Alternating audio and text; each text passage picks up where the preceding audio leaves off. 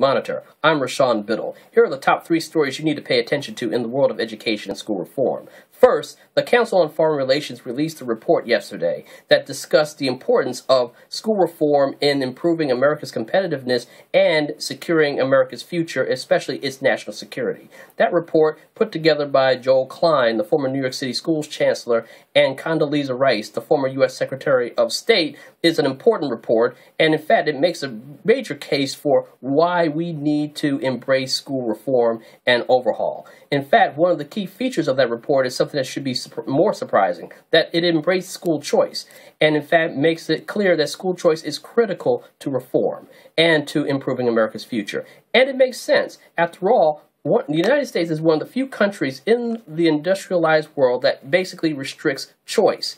In fact, in most countries, including Canada, if you're a parent, you can send your child to any high-quality school, public or private or parochial. This is contrary to what we do in the United States, where choice is largely restricted to your zone school. And in fact, you don't really have choice unless you move. Well, of course, as you can imagine, the other members of the panel, some of those members, including Randi Weingarten, the president of the American Federation of Teachers, she disagreed with that report and basically argued that expanding choice would lead to the end of public education. Now, that's such a disingenuous statement, considering that in the rest of the world, public education is alive and well, and it includes school choice.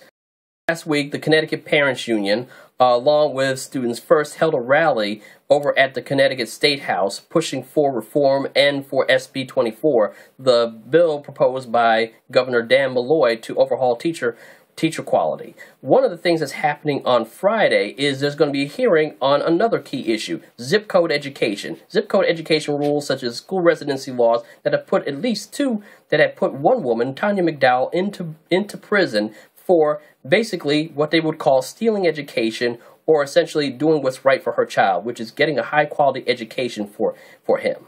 Well, the proposed law would essentially would basically turn it from a felony to a misdemeanor. That's a good start, but as you know, the Connecticut Parents Union wants to just get rid of it altogether. It'll be interesting to see what happens, and I gotta tell you, if Connecticut moves in the right direction, this will mean a whole lot of good and will lead to other states doing the right thing. And finally, in Cleveland, Mayor Frank Jackson is pushing for his reform. In fact, he's going to get the Cleveland City Council to basically vote in favor of his plan, including a levy that would increase taxes and to help fund his effort to overhaul that city school district. Now, of course, one can say the plan is especially flawed. Let's be real. While it does propose to allow high-performing schools in the district to have a lot of autonomy, many of the low-performing failure mills and dropout factories will still be tied and under the thumb of a school district culture that helped lead to that failure in the first place. Mayor Jackson can do a lot better on this plan, but if he actually gets people behind it, including the state legislature, well, it'll at least be a good step. Now, let me tell you something. Listen to the Dropout Nation podcast, especially this week's podcast on the need for men to be strong players in school reform. Also, read Dropout Nation every day, including our report on the CFR study that's going to come out later today. And listen to all the other Dropout Nation podcasts. This is Dropout Nation. I'm RiShawn Biddle. You have a great day.